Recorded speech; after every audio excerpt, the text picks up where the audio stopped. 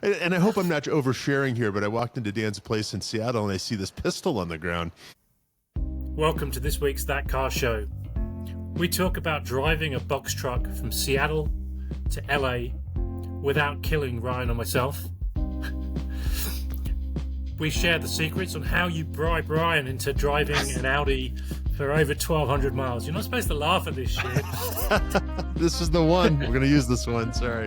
And then finally, we talk about Lindsey and her new best friend, Sterling, and how he guided her through faithfuls in the form of a Land Rover. Shall I redo that again? But with I think that's perfect. I thought it was great. I love it. Yeah? I can't wait to look all at right. it. Hey, it's That Car Show. We are back. Dan is back. Good to see you, sir. Hi, Dan. Oh, I saw a hell of a lot of you over the last week. Right. Well, congrats on last week. I thought it was a really fun episode. And, thanks. Great to have Derek on the call as well. So Yeah, that kid's a star. I like him. I had a couple of questions around it. So Derek seemed to refer to this Ryan Barkey dictionary. So is this something that's going to be available for the holidays? Yeah, it's in the children's section. Yeah. I'll put my purchase in because I want you to sign it for me, okay? Yeah, I mean, obviously there's going to be a pre-order and like friends and family. So Ryan, just keep us updated. Right. Yeah. This is self-published, just so you know.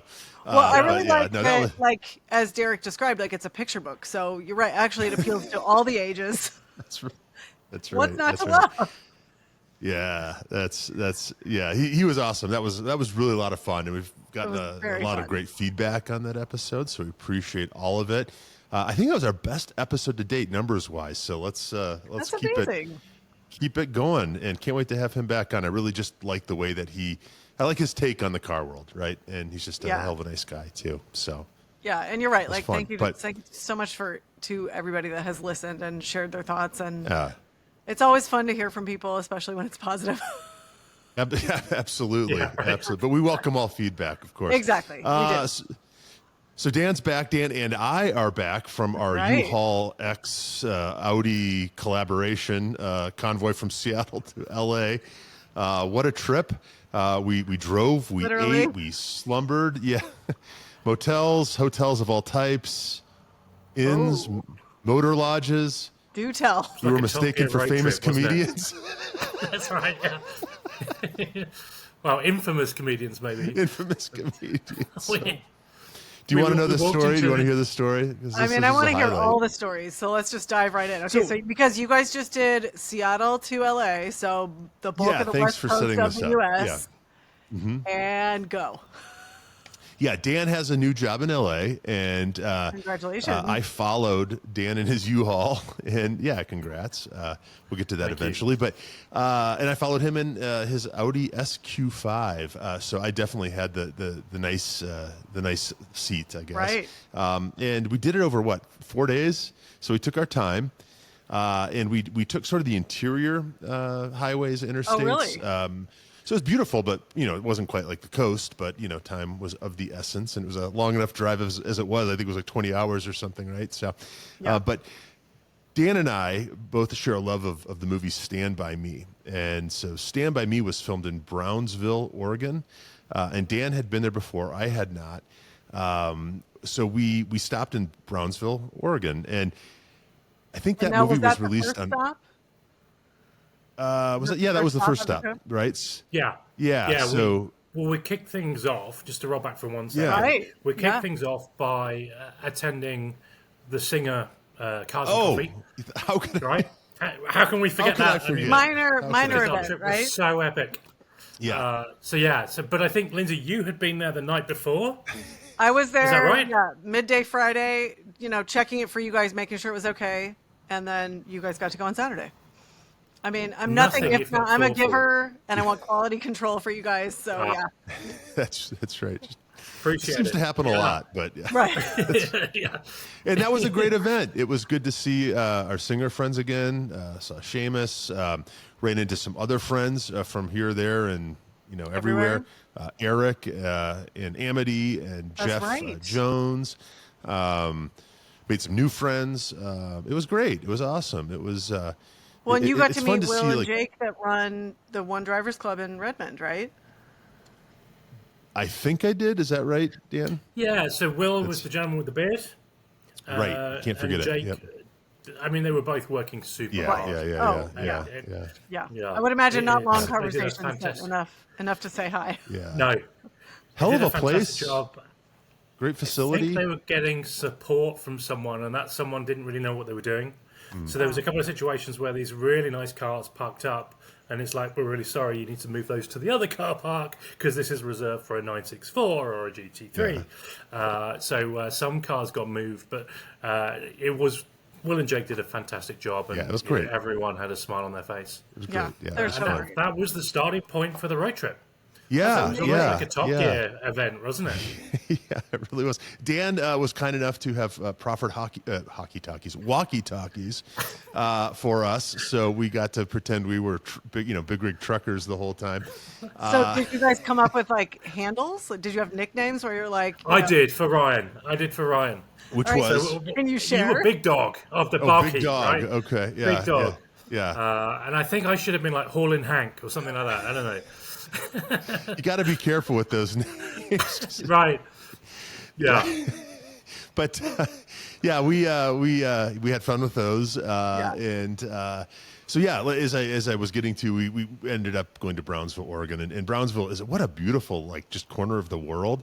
In this movie was released in 1985 on my birthday in 1985, and it was set in the late 50s.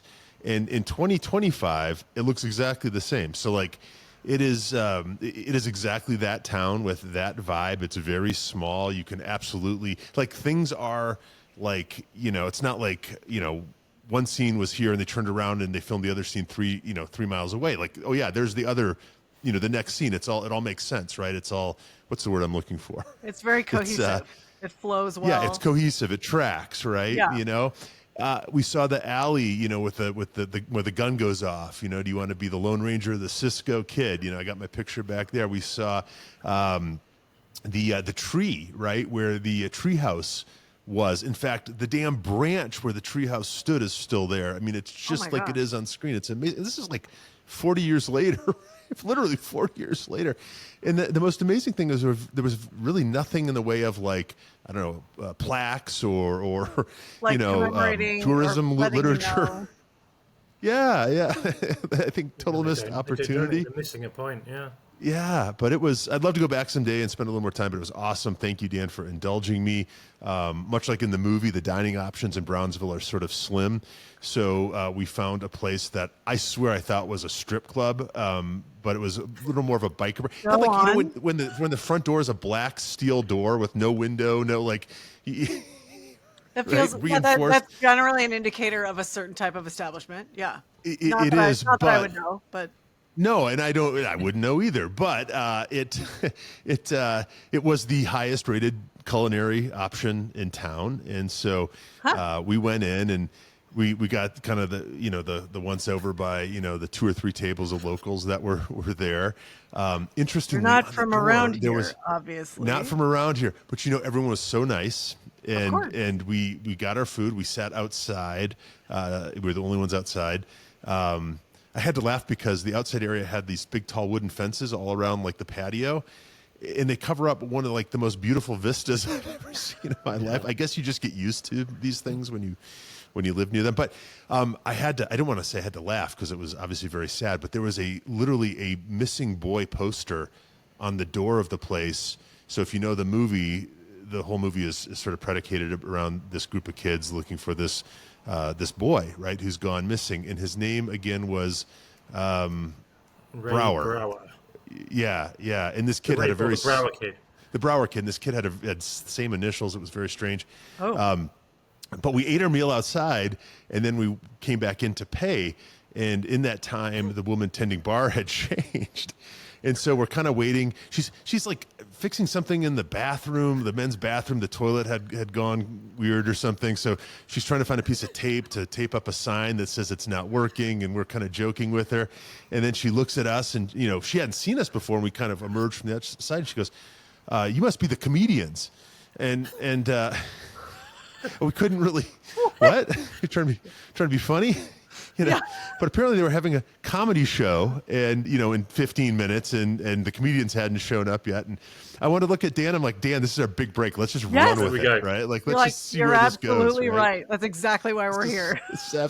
But Dan was dressed all in black. He had his backpack over his. He's British, right? I mean, they sure as hell hadn't seen me before, But we realized pretty quickly it was a comedy show. I don't know who the audience was, because apparently there were 4 comedians coming, 4 comics coming, and that was the sum total of the audience to that point. But good burger, good people, beautiful, beautiful area. That was day 1. That sounds like a heck of a kickoff. It was great. There's a lesson here. If you want Ryan to help with anything, you sell it to him as a vacation. And you say that you're going to go to some movie spots. Yeah. And you're going to have good burgers. Get to see we didn't even talk about the hotel in Brownsville. Yeah. We're listening. Like a baby. It was more like a motel. I think it was a travel lodge or something of those ilk. It was fine. But it was fine. It was fine. It was interesting. It housed you, and you were able to go on with the next day. Yes, very quiet, right? Slept like a baby there. But and then the next day, we got back on the road. Southern Oregon is absolutely gorgeous. Northern California, I'd never been, that part of either state. I'd never been to Oregon before, for that matter, and it was gorgeous. And went past, is it Mount Shasta, which is like this ominous Mount Fuji looking, volcano That's thing. Northern California. It's absolutely stunning. Gorgeous. Beautiful. Went to the world's most dystopian McDonald's for lunch there. Wait, in Mount Shasta? Or in Shasta? Yeah. Like there shouldn't be fast food restaurants there, right? It's too gorgeous, an area. But we walk in, and I guess I hadn't been to a McDonald's in a while, or walked in, and they've literally, at least in this one, removed all the furniture, put some sort of Soviet bloc play structure in the middle, right? There's one guy, the counter, there's only about 3 feet wide, and the expectation is that you're supposed to order on a kiosk. God, I sound old.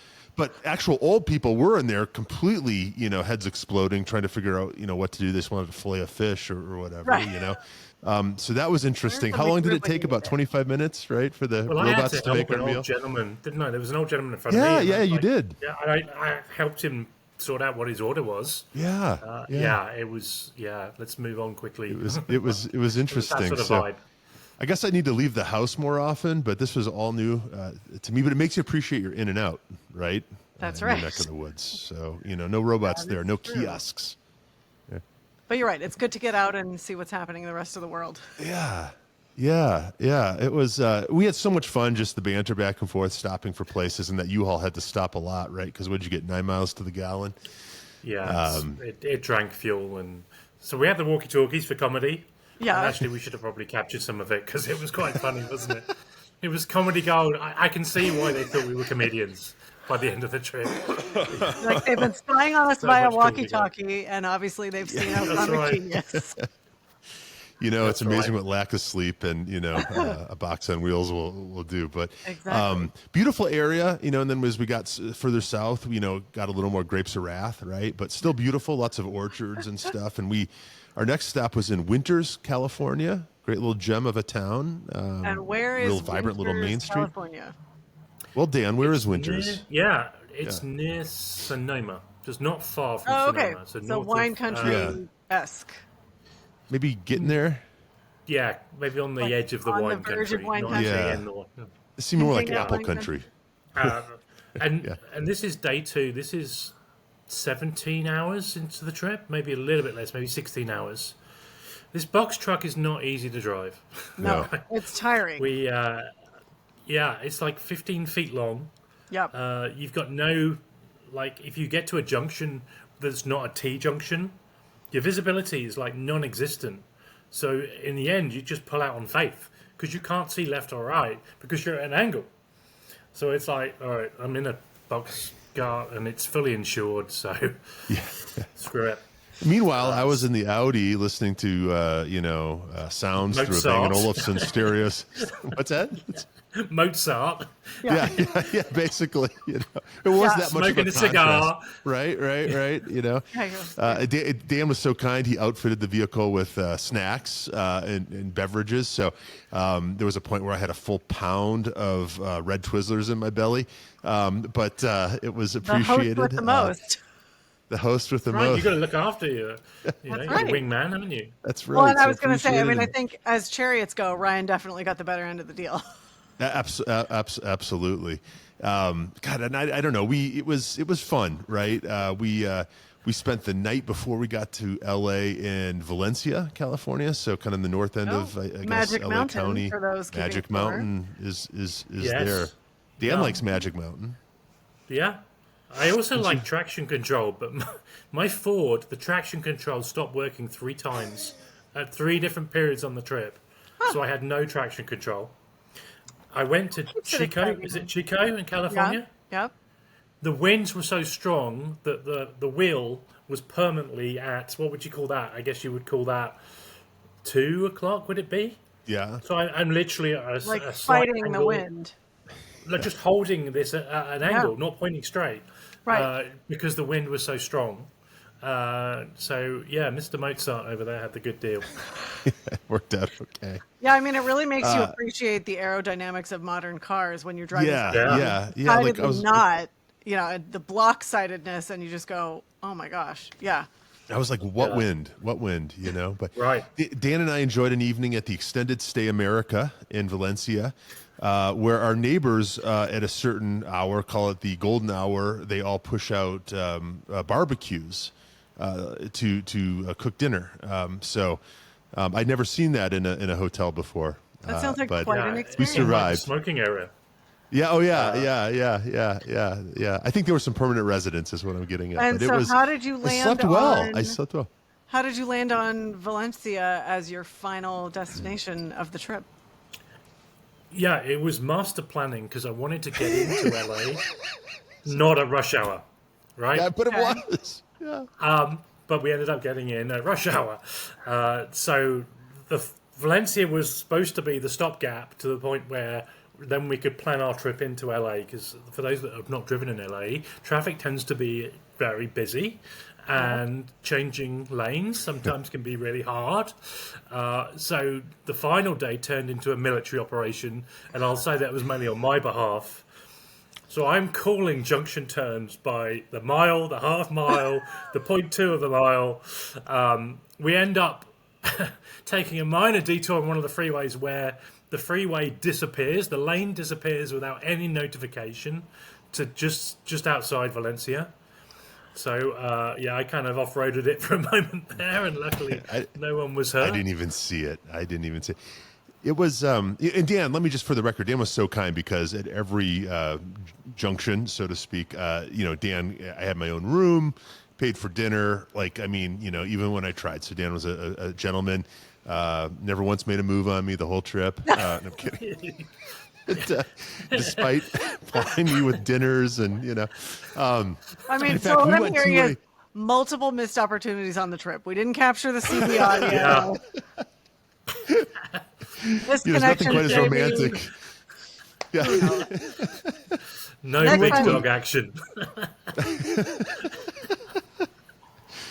Whispering sweet nothings through a set of cheap walkie-talkies. There we Channel go. 21. What's not to love? No, but Come on.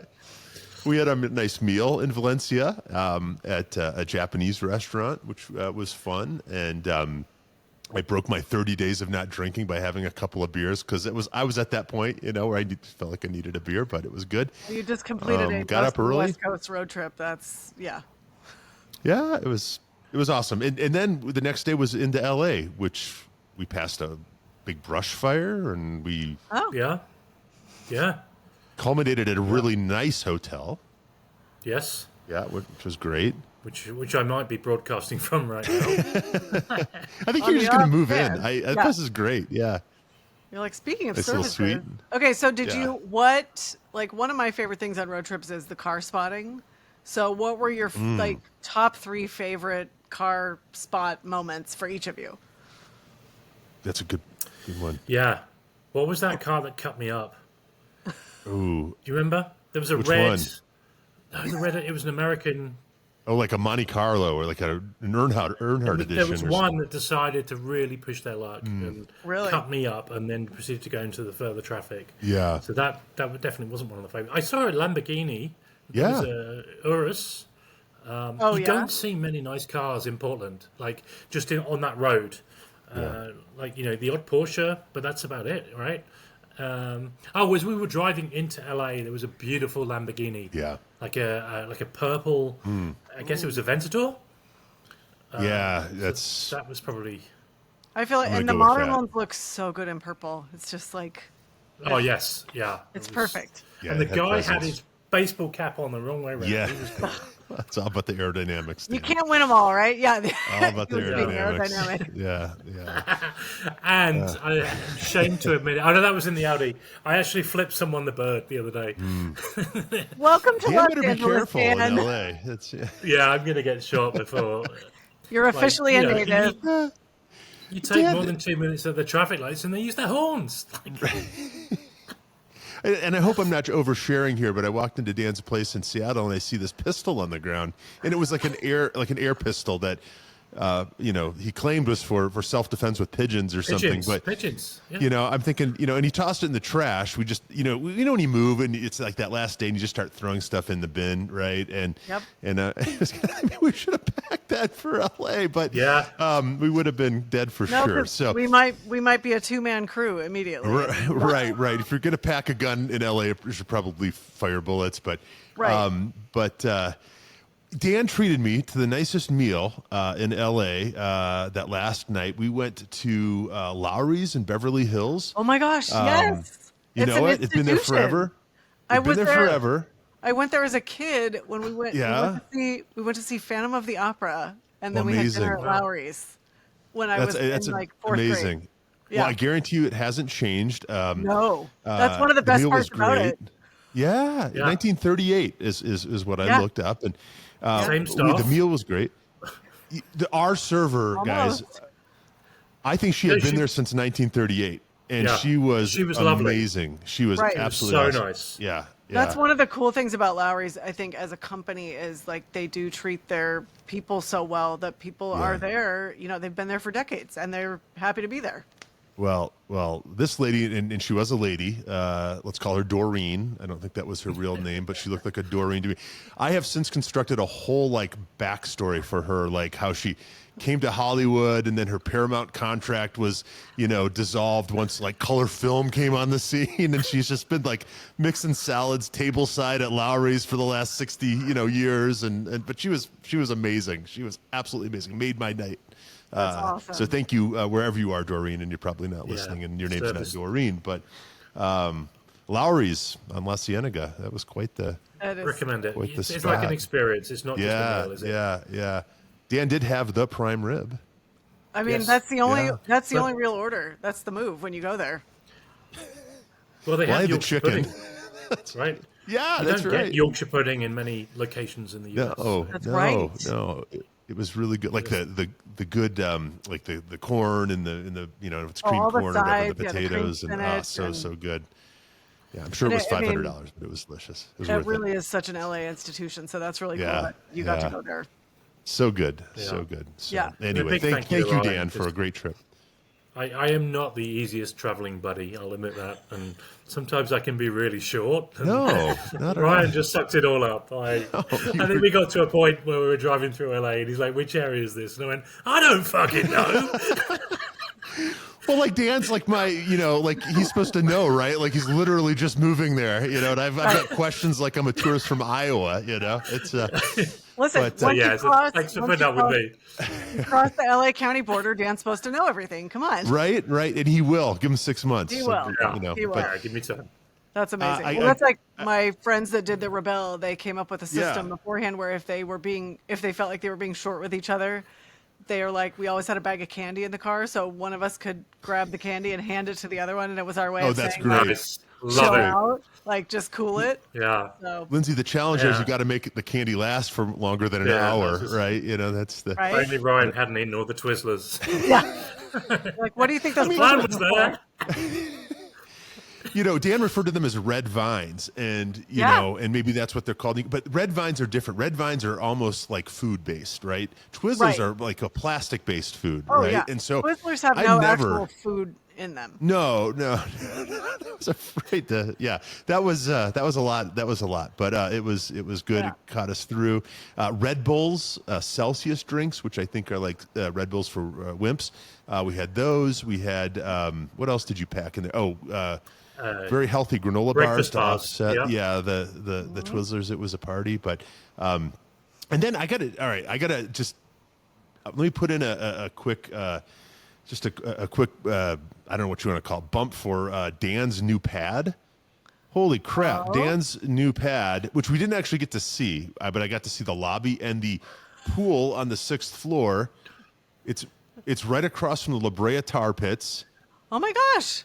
That's awesome. I mean, like the location is awesome. I think it's like the 12th floor, Ryan. Oh, the 12th floor. Okay. Yeah. So you have, everyone was beautiful. Woolly mammoth skeletons and a pool on the 12th floor. I love it. Yeah. Yeah, but it's a really small apartment, so... Well, it's gorgeous. I'll be sleeping on the roof, I think. Can we go back to you're not the easiest travel companion? It sounds like there might be some stories there. I didn't experience that at all. Ryan's being too kind. I just, after a week of packing, so like a constant week of packing, then Ryan turns up, helps me with that final day of packing, which is generally, here's a bag, hold it, Ryan. And I just throw loads of crap into it. Dan was throwing money away. Like, it was just like, you know what? I don't have time for that $9 in quarters. Ryan. Let's just throw it in the trash. $9. It was like $25. It was at least 18. Come on. Yeah. I didn't take it either. You have to get ruthless. There's a point where you have to get ruthless. Yeah. That's my favorite part of moving, because you get to the point where you're like, oh, that actually doesn't matter, and I'm tired enough that I'm fine with it. Yeah. And I found a load of Porsche stuff that I was going to chuck out, put it in a bag and gave it to Ryan. So that was that problem solved. He puts it in a Microsoft backpack, of which he had 11, right, I think. But so then you can't say no to it because it's literally packed up, ready to go. And then, like, I'm getting looks in the airport like I work for Microsoft. So I have a new favorite backpack. But But upgrade me, Delta. This guy. So to sort of paraphrase a famous line in Stand By Me, there's one thing I didn't understand, Dan, and that's why was there a set of walkie-talkies in the bag you gave me, yet you bought another set of walkie-talkies for the trip? Good question. Okay. So I searched for about a day to try and find the walkie-talkies, and I couldn't find them. And I had a storage unit I had to empty out as well as the house. So I decided to think ahead. With all these like trips, you plan ahead and you try and plan for risk and all that sort of stuff. And I thought, well, I don't know where they are. I know I own a pair. Ryan, do you have a pair we can use? No. So I ended up buying a new pair on Amazon, and then literally a couple of hours later finding the old pair. But it was too late to cancel. Yeah. So I thought, I'll make a nice gift for Ryan. I love it. There you go. There was, and again, that's I hope how you find when something is missing is you buy a new one. Right. Yeah. You know the old one will turn up. Magically. Yeah. Yeah. And I hope I'm not oversharing here, but Dan lived in a very nice building, right? I forget what it was called, but it was kind of like lofts, and they have near their mailroom in Seattle. Yeah. Okay. West Seattle. But they have a shelf for like people who are moving out and have things they want to. What's the you want to pass it along? You want to the building, like you offer donate to the building, right? Yeah. So. Bags of unopened coffee. Coffee's like $30 a bag. So things like that, whatever. And there were things that I'm like, Dan, no one will ever take that. And then, again, this is a nice building, right? Yep. 2 seconds later, gone. Yeah. Right? Gone. Magic. It looks like there were magic elves like in the building. Half-eaten condiment, containers and things. Gone, so that was fun. I did see one of the maintenance guys, and his pocket was full of toothbrushes. New toothbrushes. Even he has a line, right, that he won't cross. Yeah. But it's great, right? If someone else can benefit from it. Yeah, right. yeah. Solves your problem too. Yeah, that's great. Yeah. Anyway, so LA man now. Back to Seattle anytime soon. Okay, so Ryan, what were your 3 favorite like car spotting moments on the trip? Oh yeah. Dan, I think owes us 2 more, but. Because I was a child and I was a child who loved chips, I still I don't know, feel all warm inside whenever I see like a Chips motorcycle.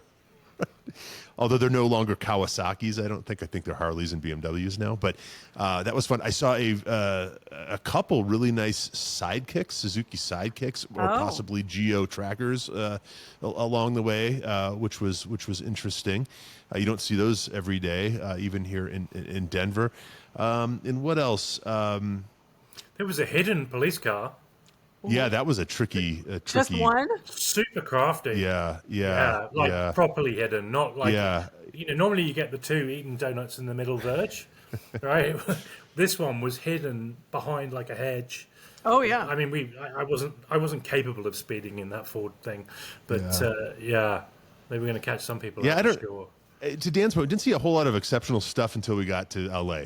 Right? Yeah, I mean that tracks. But, 'Cause you look at the regions that you were in, like the car culture is LA of all of those. Yeah. But great car scene in Seattle. I mean, that event we went to was fantastic. Lots of very, very cool cars. Great place. We quickly swung by the shop. Is that what it's called? The shop. What is it? The shop. Is it just the shop? Okay. Yeah. As well. And so that was cool to see a second place. But back to LA, because LA, Dan, I'm so happy for you, because LA is just awesome, and just there's so much energy. Car scene's great. We spun through the Peterson real quick, which is always a thrill. Lunch at the Manx Cafe. Which is a favorite of all of ours. I mean, it's just you can't go wrong there. Yeah. Even the garage, the parking garage has good stuff. So I think that's the mark of a good car museum, is you pull in and you're like, I don't even need to go inside. And then you go inside, and it just keeps getting better.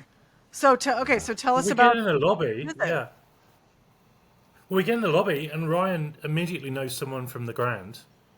That's amazing. Yeah, shout out Peter Brotman. Yeah. Oh my gosh. Whose name wouldn't come to me, at first, but we figured it out. Yeah, he was just casually dropping by.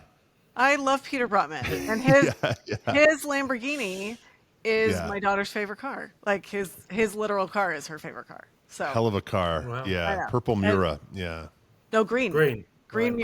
I'm sorry. Sorry. I had purple. Yes. Yeah. One of those purple Lambo, green Mura. Yes. That's a pretty good two-car solution, right? Absolutely. Yeah. Or purple Aventador. Yeah. But I mean, Peter's just such a character, and he's so fun, and just. Oh, he's awesome. He has a great collection himself, and it's always a treat to see him, and that you guys got to see the car too, the Mura. Yes. That's very amazing. briefly. Nice. That's awesome. Nice. We got to visit the new vault as well, didn't we? Yeah. So what makes it the new vault? Yeah, so they've expanded out the undercroft of the building, and they've decided to put some cool cars in there. So you've now got a guided walkthrough. Yes. Instead of being able to just explore wherever you want, they do a curated walkthrough, and it's you go in there, and I think a lot of it may be staging for this new 80s and 90s exhibit that's coming. Yeah. But we walk in, and there's the Zeta. How do you pronounce it? I think it's Chisetta, but there we go, Chisetta. Yeah. I believe. Followed by a pearl white 959. Yeah. Ooh. And then in the corner, there are 3 Lamborghinis that Ryan took particular attraction to. I don't believe it. Yeah, you don't see an LMO2, every day, or 002, or however we're saying it these days. But I mean, next to then an early Countach, right? I mean, early-ish Countach. I mean, it was, and then just positioned in a way where it just made a great photo, right? Like it was the cover of like an 80s synth, album or something, right? It was just You're like, I know this song. Wait a minute. Yeah. It was. Just to add to what Dan said, it is definitely much more of a flow. And one of the things I like now is most of the cars seem to have placards that say what they are and why they're special, right? Because some of the cars, the beauty of the vault, right, is some of the cars seem very ordinary, and then you hear the story, right?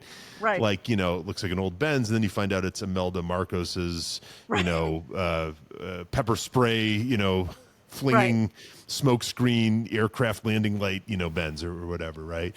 And so that was cool. I just it's been a transition. It's been an evolution, that vault, and I feel like it's really where it needs to be now.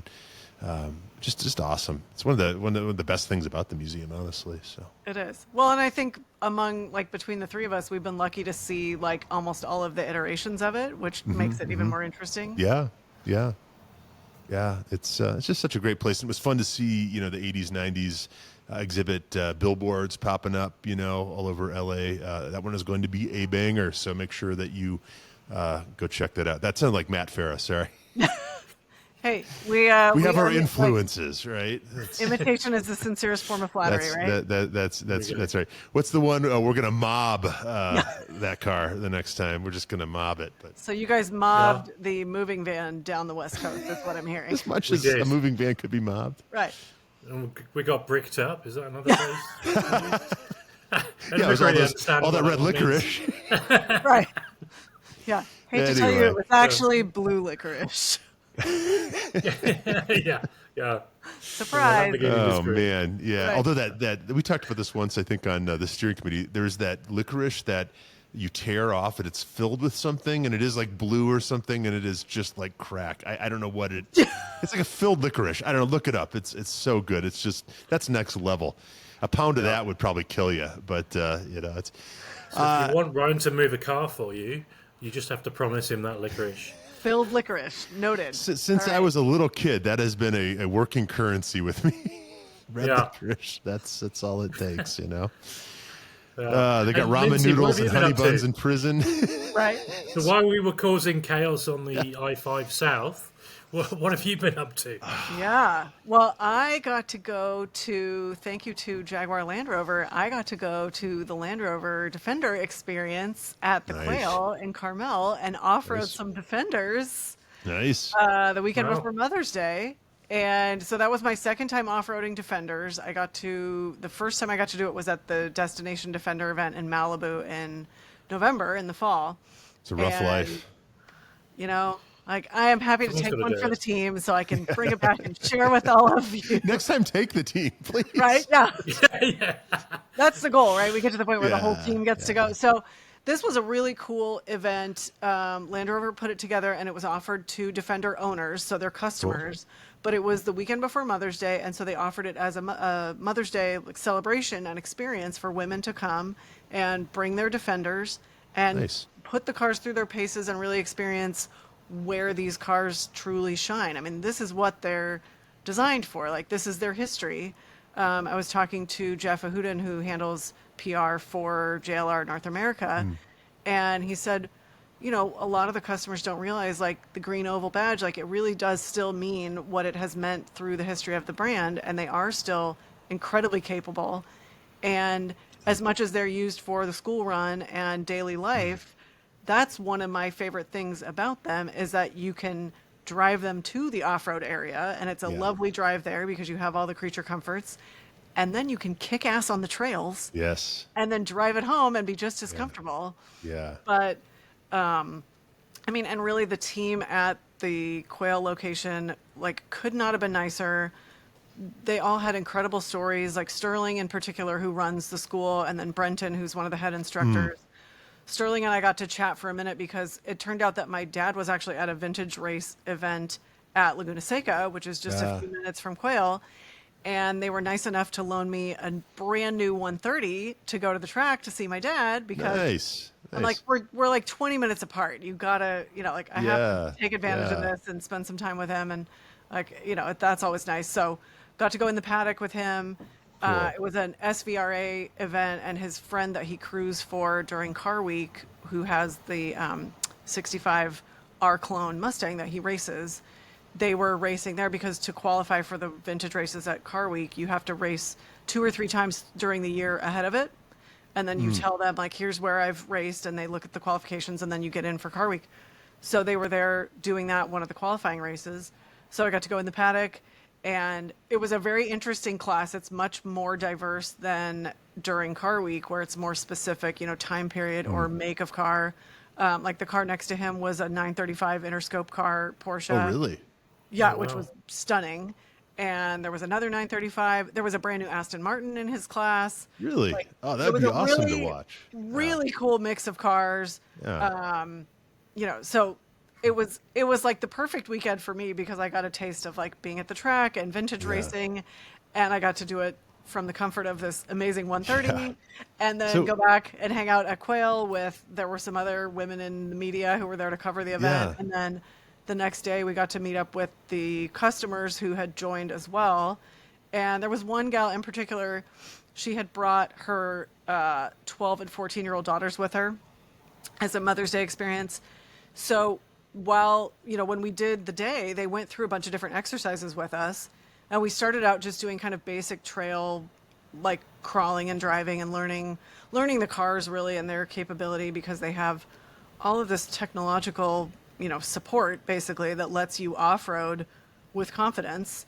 And the cars do so much of it, but not in a way that it takes away from your experience. It really just, you can depend on them, and they're designed to do this, so you can sort of just relax and enjoy the actual off-roading. Yeah. But then we got to one part that they were calling the fulcrum, where we were learning, like, how do you go over a really steep obstacle? And at one point, like the front left tire was 4 feet off the ground. And that's when we started learning how to spot for each other and how you work with a spotter, because a lot of times you can't talk to each other. Yeah. And so they had Daphne Green works with the school, and she is a legend in the off-roading world. She's done the Camel Trophy for a long, long, long time. And she's just this amazing mix of like warmth and humility and just like badassery. And she absolutely knows everything there is to know about off-roading. And she's worked with Land Rover for a long time. And so she was my spotter going over the fulcrum. Nice. I'm like, listen, I don't know whose life this is, but I'm so happy. Yeah.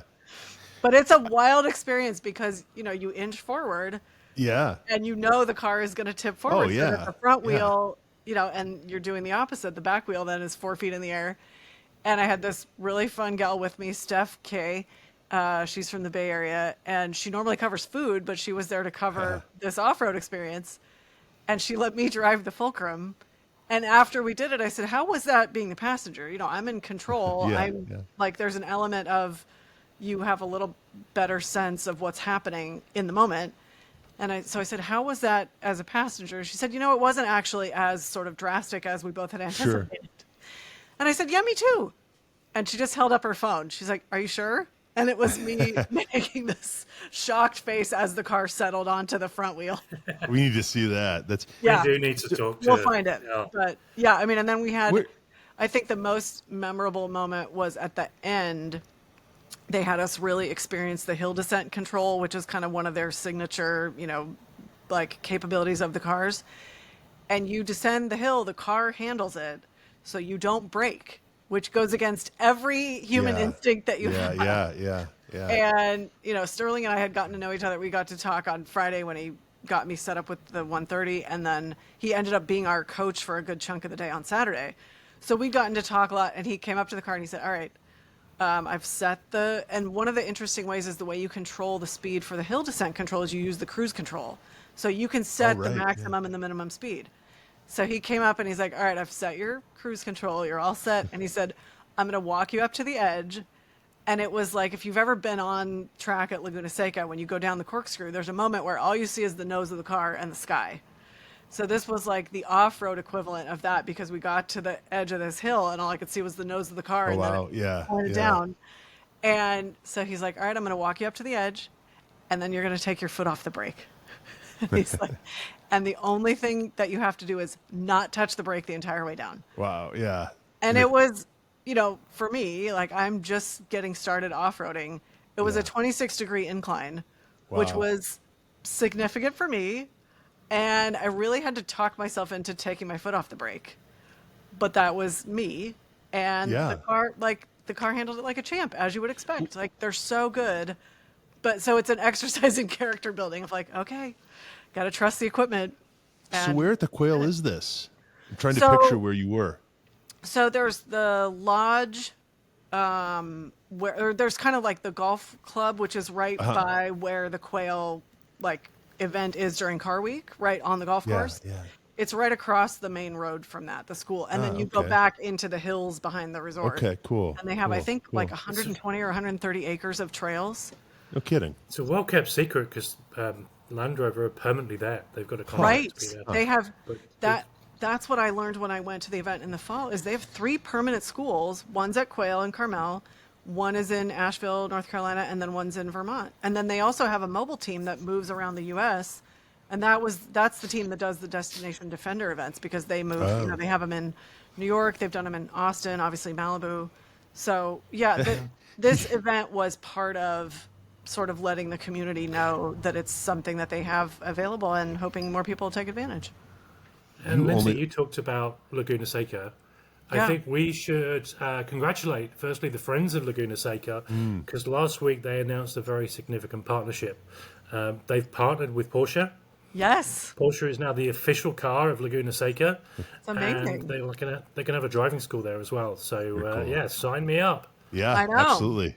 That's awesome. Absolutely. Congratulations all around. And it sounds like the Yeah. racetrack is safe, which is what we all want to hear. And Yeah, just yeah. a long history to continue. I know. Excellent. One of my Yeah. favorite places. Yeah. So yes, highly recommend, especially if you have a Defender, because I think if you own a Defender, it even comes with a portion or a day at one of the schools. Yeah. And then, you know, you really get to enjoy what those cars are designed to do. Yeah. And Sterling, has Sterling been with Land Rover for like decades, or am I thinking of someone else? So you might be thinking of Sterling Moss, who Oh, my Sterling actually met at Laguna Seca. When Oh, he was it's a child. your Sterling now, is it, Lindsey? Now he's my Sterling. Yes. I know. I left and I went, okay, I want Daphne Green in my pocket or on my shoulder all the time. I want Sterling in my pocket all the time. Like just like such an amazing team, and they really love what they're doing. Yeah. And they were so excited to share it with everybody who was there and make sure that everybody had a good time and felt comfortable and felt confident. And, you know, I mean, one of the people in the group was this really incredible woman. I want to say she was late 70s, early 80s. She Yeah. showed up. She has a Defender 90. It's gorgeous. She had found it Nice. herself, you know, sourced it and bought it herself. Yeah. And she was definitely the oldest in the group. But like, what a badass. I mean, she Yeah, did the absolutely. fulcrum We should thing. all be so badass. They had her go first, and she was like, oh my gosh, of course, you know, everybody's watching me. Yeah. And yeah, I mean, she was a widow, and she said, you know, of course, would I rather be doing this with my partner, but that's not how life unfolds. So it was such an example of resilience and like never stop learning, never stop trying new things, like, you know, get out of your own way in a sense, and like just say yes to things. I mean, it was so amazing. And the reason I ask about Sterling is years ago I did a Land Rover, just a day-long driving school with a guy. And Sterling, like that's the name you want, right? If you want that role, right? Well, he has been with the company off and on for I think 15 years, so it's possible. Okay, that would track. I mean, I think I did it in my parents' Discovery 2, so that was probably at least 15 years ago. But I remember just learning so much in that day, right? And so much of it is counterintuitive. Right. Yeah. And of course now the tech and the vehicles themselves have come so much further along. How was the 130? I've only ever driven the 110 in the new Defender. So I was really excited to try it because I'd only driven the 110 also. And I thought, well, this will be great. I can share with you guys. I can share with our fans and just for my own personal experience because I see them, occasionally on the school run or whatever. They look good. They look the proportions great. are right. Like, yeah. I think they all look great at this point. They've done such a good job with the design. Yeah. And so that was one of the first things I did when I got in was look in the rearview mirror and turn around and look behind me to see, like, does it look like a wind tunnel? Because it is longer. It's about 2 feet longer than the 110. Yeah. And what's so crazy is that it looks the same as a 110. They've done such a good job with the design that you don't notice that it's so much longer. Yeah. And, like, I took it from Quail to the track, and I went over a Laurelus grade for those familiar with the area, which is a very fun road. And I thought this will be a good test of the car because it's not a light car, obviously, and that's a challenging road. You go up quite a bit and down, and it's windy. And the only limitation was I got stuck behind somebody that was really slow. like you would not have Land Rover. Right. I'm like, listen, come on now. Yeah. No, it was so awesome. fun.